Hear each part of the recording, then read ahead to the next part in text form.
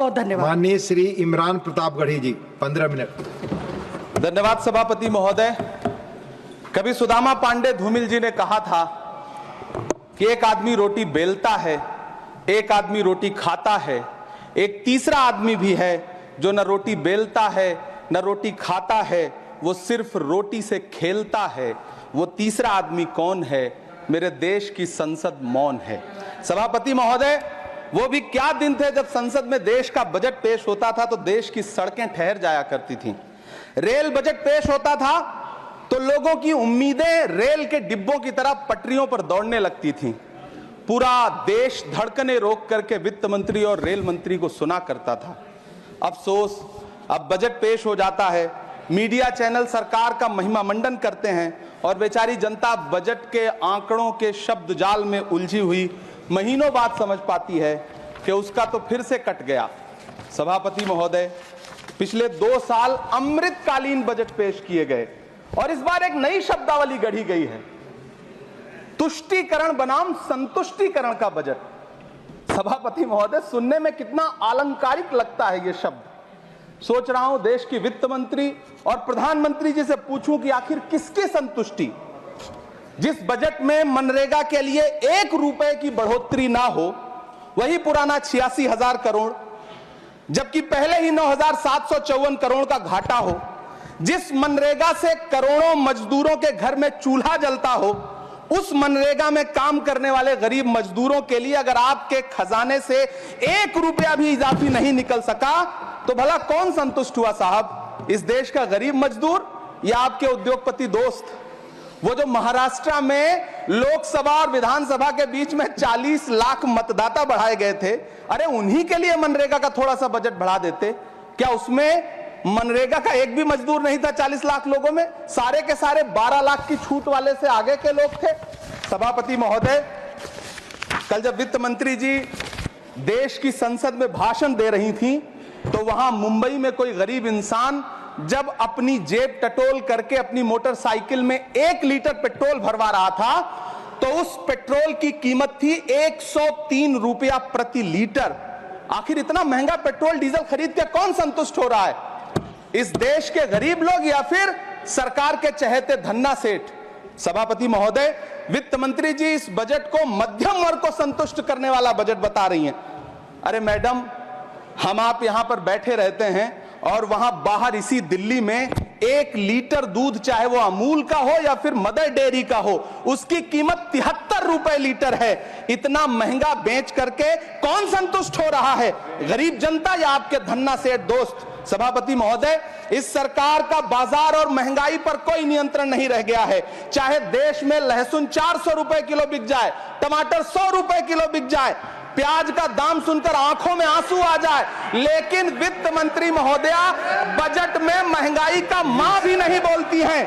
बच्चों की किताब और पेंसिल तक पर टैक्स लगाने वाले सरकार से मैं पूछना चाहता हूं कि आप मध्यम वर्ग का हितैषी बताते हैं, खुद को तो शर्म नहीं आती है? खुद को धार्मिक कहने वाली सरकार भगवान श्री कृष्ण के प्रिय खाद्य पदार्थों दही और मक्खन तक पर जीएसटी लगाती है और बात करती है मध्यम वर्ग की हिमायती होने की।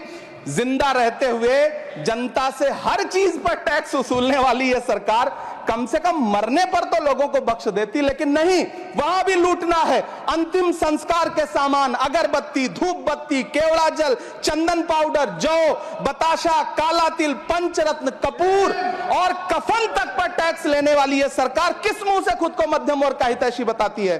कौन सी संतुष्टि? किसकी संतुष्टि?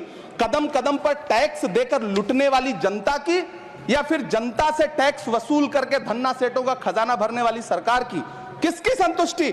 सभापति महोदय, 18 अगस्त 2015 आरा का बिहार का ऐतिहासिक मैदान, सजा हुआ मंच, हजारों की भीड़ और सामने खड़े हुए देश के प्रधानमंत्री का भाषण।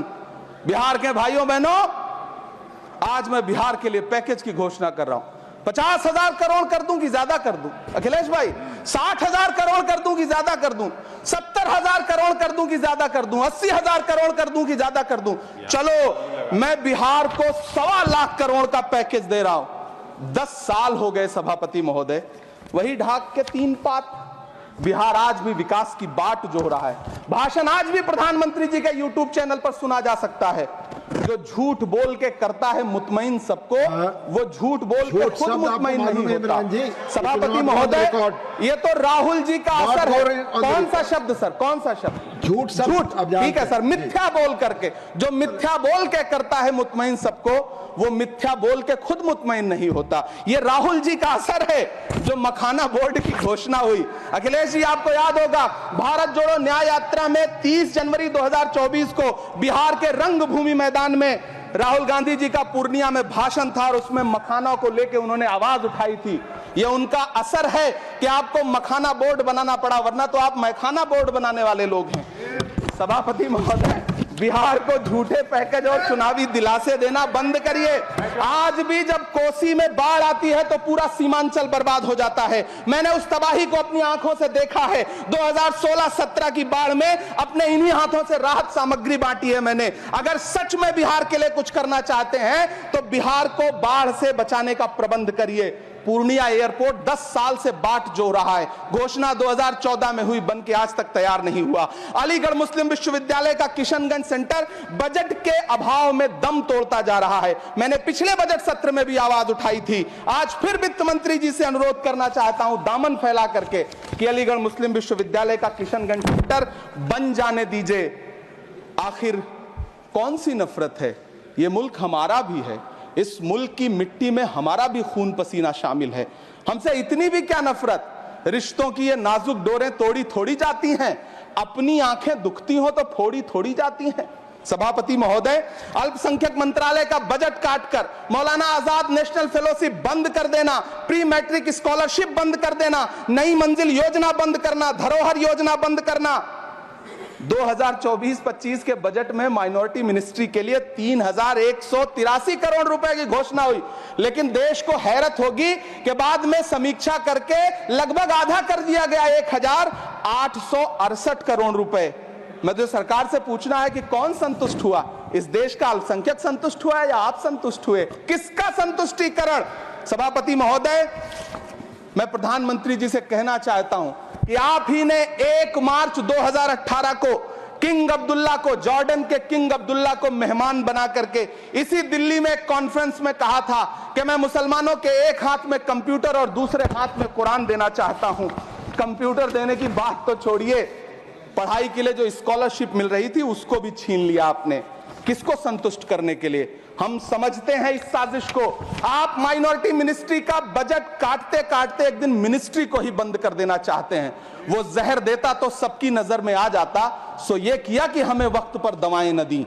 सभापति महोदय, मैं तो वित्त मंत्री जी से पूछना चाहता हूं आपके माध्यम से कि शायद आपको पता ही नहीं है कि गृहस्थी चलाने वाली एक गृहिणी की मुश्किलें क्या क्या होती हैं। आपने कभी सोचा भी नहीं होगा कि जब वो किचन में सब्जी बनाने के लिए कढ़ाई में तेल डालती है तो उसके साथ उसके आंसू भी गिरते हैं। सभापति महोदय, शायद उन्हें पता भी ना हो कि एक छोटी सी गाड़ी और एक छोटे से फ्लैट का EMI भरने के बाद इस देश का एक गरीब इंसान जब अपने बच्चों की फीस भरने के बारे में सोचता है तो उसे कितनी खुशियों का गला घोंटना पड़ता है। शायद उनको पता भी नहीं है कि फसल बेच करके बिटिया की शादी का सपना सजाने वाला किसान जब अपनी फसल बर्बाद देखता है तो कितनी रातें सो भी नहीं पाता है। सभापति महोदय, शायद वो कभी इस पीड़ा को समझ ही नहीं पाएंगी कि परिवार के किसी एक सदस्य को कैंसर जैसी बीमारी हो जाए तो घर और जमीनें गिरवी रख उठती हैं लेकिन इलाज नहीं हो पाता। सभापति महोदय, इसी देश की संसद में कभी स्वर्गीय सुषमा स्वराज जी ने कहा था कि तब जब देश की करेंसी गिरती है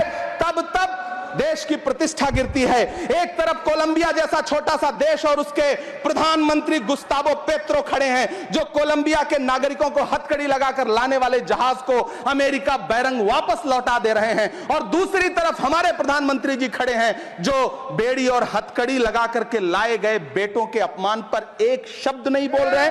सभापति महोदय, मैं इतिहास के पन्ने पलट रहा हूं, मुझे 2 किरदार याद आ रहे हैं। एक तरफ निक्सन के 7वें बेड़े की धमकियों के सामने लोहे की तरह अडिग इंदिरा गांधी खड़ी हैं, तो दूसरी तरफ खुद ही नमस्ते ट्रंप का नारा लगाते हुए प्रधानमंत्री जी खड़े हैं। मेरे कानों में सुषमा स्वराज जी की आवाज गूंज रही है। बहुत कम बोलने वाले डॉक्टर मनमोहन सिंह ने बहुत ज्यादा बोलने वाले प्रधानमंत्री जी को जब देश की बागडोर सौंपी थी तो $1.58 का था, आज 85 से 87 के बीच में झूल रहा है।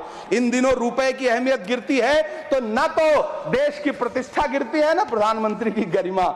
जिस देश में 80 करोड़ लोगों को 5 किलो राशन के लिए कतारों में लगना पड़ता हो, उस देश में यह सरकार 12 लाख तक के टैक्स न लेने के लिए अपनी पीठ थपथपा रही है। हुकूमत इस कदर आवाम पर एहसान करती है, ये आंखें छीनती है और चश्मे दान करती है। सभापति महोदय, महाराष्ट्र का भिवंडी हो, मालेगांव हो, इचल करंजी हो, यूपी का बनारस हो, मुआयमा हो, मुबारकपुर हो, रांची का छोटा नागपुर हो, बिहार का भागलपुर हो, हर जगह बुनकरों की उम्मीदें तोड़ रही हैं, लेकिन इस सरकार के पास उनके लिए कुछ भी नहीं है। मुरादाबाद का पीतल उद्योग, कानपुर का चमड़ा उद्योग, सहारनपुर का लकड़ी उद्योग, फिरोजाबाद का चूड़ी उद्योग, अलीगढ़ का ताला उद्योग, सब सरकारी प्लानिंग से तबाह हो रहे हैं। इन तमाम के बीच सरकारी सपोर्ट से बस एक उद्योग फल फूल रहा है, नोएडा का नफरत उद्योग। सभापति महोदय, जिस देश में 40 से 45% मेडिकल फैकल्टी की सीट खाली हो, वहां बजट में 75,000 नए मेडिकल सीट्स का ऐलान हो रहा है। सरकार बहादुर, कम से कम इस देश के पढ़े लिखे युवाओं को तो मूर्ख समझना बंद करिए। वो अब तिजारती पहलू निकाल लेता है। पहले 7500 मेडिकल सीट्स बाद में बनाइएगा, पहले जो एम्स में 2161 पद खाली पड़े हैं उनको तो भर दीजिए। वो अब तिजारती पहलू निकाल लेता है, मैं कुछ कहूं तो तराजू निकाल लेता है।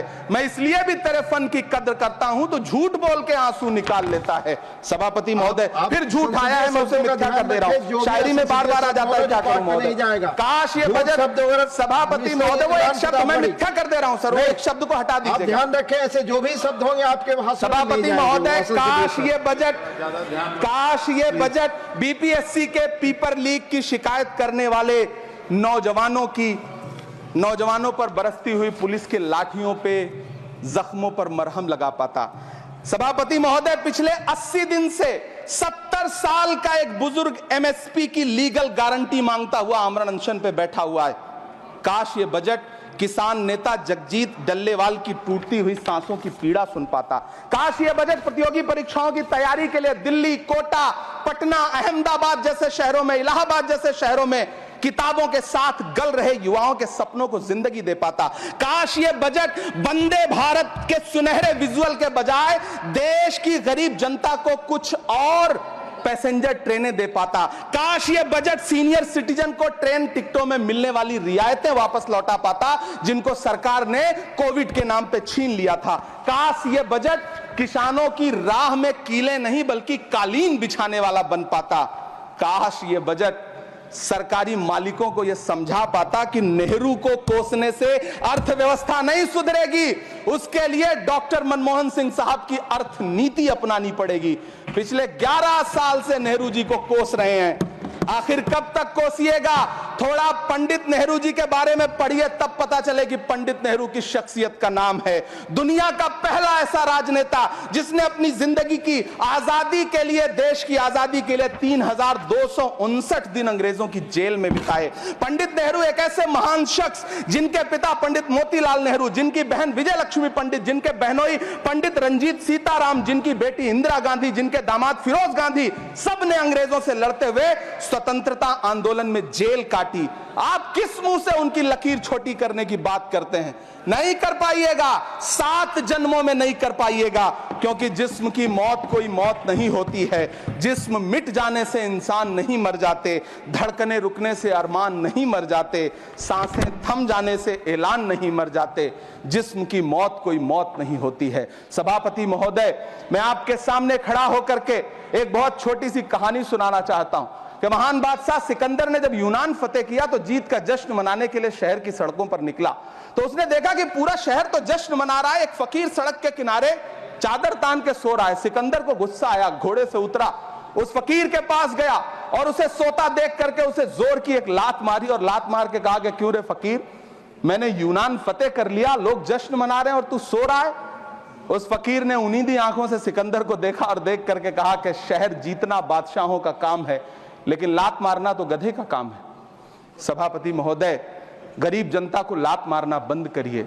ये अमीरों के लिए बनाया गया बजट है, ये निराशाजनक बजट है। हम अमृतकाल सुनते आ रहे थे, ये अमृतकाल इतनी जल्दी समाप्त हो गया कि अब अमृतकाल का कोई नाम तक नहीं लेना चाहता है। इसलिए मैं इस सदन में खड़ा होकर के देश की वित्त मंत्री महोदया से कहना चाहता हूं कि आपने अल्पसंख्यकों के बजट में जो कटौती की है उसको बहाल करिए। आपने मनरेगा को जो स्थिर रखा है उसका घाटा 9,754 करोड़ है, कम से कम उतना बढ़ा करके फिर से उसे बहाल करिए। नौजवानों के लिए रोजगार दीजिए, किसानों को एमएसपी की लीगल गारंटी दीजिए। यही मैं आपसे अपील कर रहा हूं। धन्यवाद सर, आपने इतना जो समय दिया उसके लिए शुक्रिया। माननीय श्री बाल योगी।